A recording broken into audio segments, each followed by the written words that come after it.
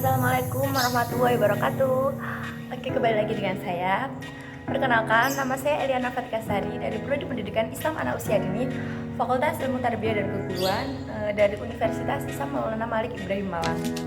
Langsung saja, kali ini saya akan membahas tentang permasalahan berbahasa pada anak.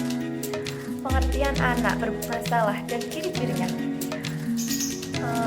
Anak bermasalah adalah suatu persoalan yang harus menjadi kepedulian semua pihak, bukan semata-mata perilaku itu mengganggu proses pembelajaran, melainkan suatu bentuk perilaku agresif maupun pasif yang dapat menimbulkan kesulitan dalam bekerja sama dengan teman.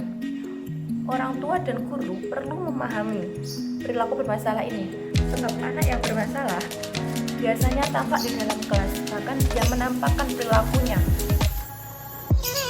dalam keseluruhan interaksi dengan lingkungannya.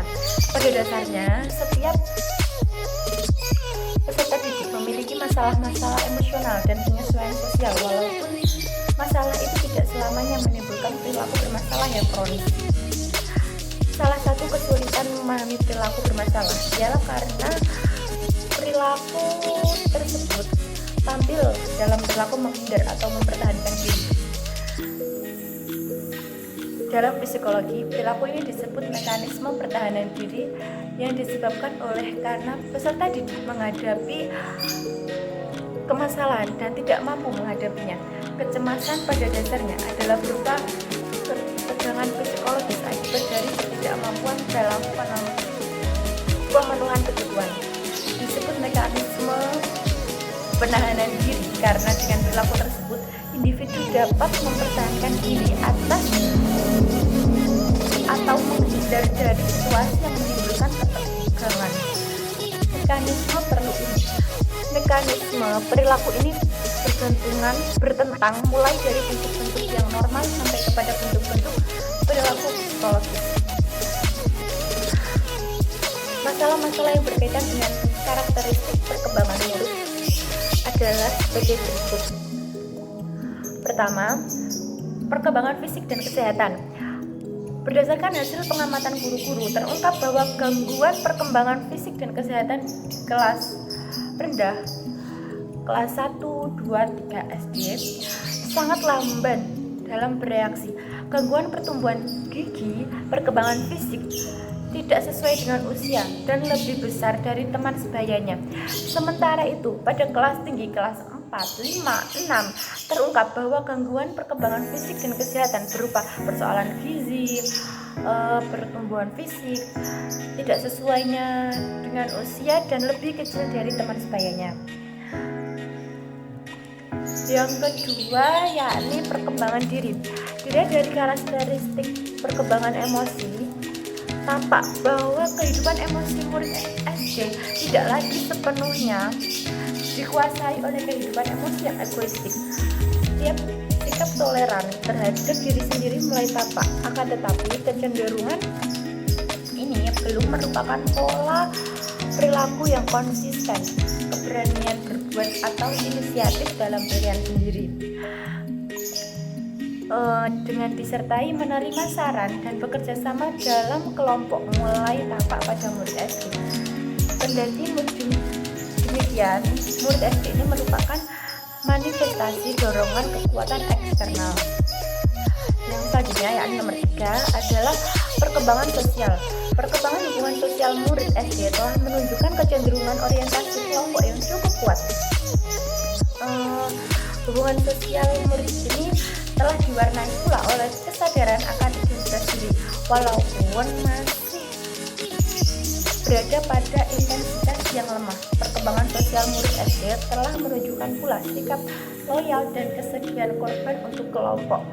Kegiatan kelompok tidak semata-mata didasarkan atas kesenangan diri sendiri, melainkan didasarkan atas hasrat kerjasama dan berkompetisi. Namun demikian, ketidakkonsistenan dalam berkelompok masih tampak. Aturan kelompok mulai berkembang dan disepakati sebagai aturan permainan. Keterlambatan perkembangan dapat diketahui secara dini dengan mengenali ciri-cirinya.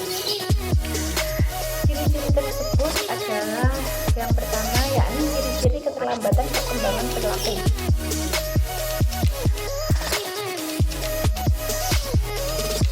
Pertama, tidak dapat mempertahankan perhatian atau tetap fokus terhadap aktivitas yang sedang dilakukan dalam waktu tertentu seperti anak seusianya. Yang kedua, fokus pada objek yang tidak bisa dalam waktu yang lama. Sangat menikmati hal tersebut dibandingkan interaksi dengan orang atau objek yang lainnya. Yang ketiga, menghindari tatapan mata dengan orang lain. Yang keempat, terlihat frustasi dalam melakukan aktivitas sederhana. Yang kelima, memperlihatkan perilaku agresif dan lebih keras kepala dibandingkan dengan anak seusianya. Selanjutnya, yakni melakukan kekerasan setiap harinya. Lanjut, memandang langit, mengguncang-guncang tubuhnya, berbicara sendiri lebih sering dan lama dibandingkan anak lain seusianya, tidak berusaha mendapatkan perhatian dan kasih sayang, tidak merasa perlu mendapatkan persetujuan untuk melakukan hal yang tidak biasa atau sama sekali baru.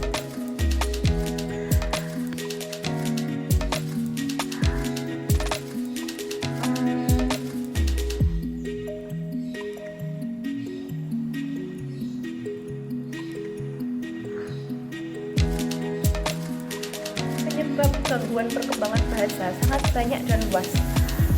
Semuanya gangguan mulai dari proses pendengaran,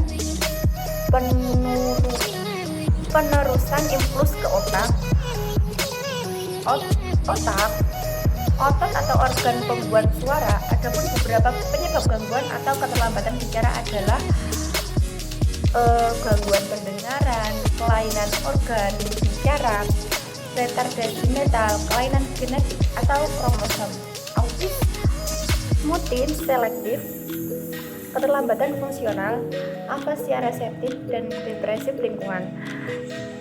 Deprivasi lingkungan terdiri dari lingkungan sepi, status ekonomi sosial, teknik pengajaran salah, sikap orang tua. Gangguan bicara pada anak dapat disebabkan karena kelainan organik yang mengganggu beberapa sistem seperti otak, pendengaran, dan fungsi motor lainnya.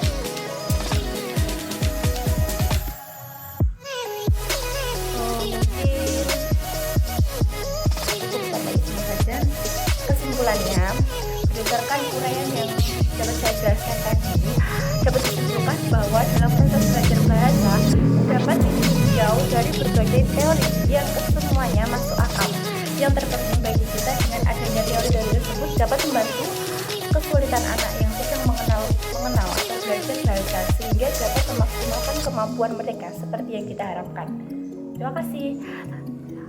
Apabila ada kesalahan dalam pengucapan, saya mohon maaf yang sebesar-besarnya.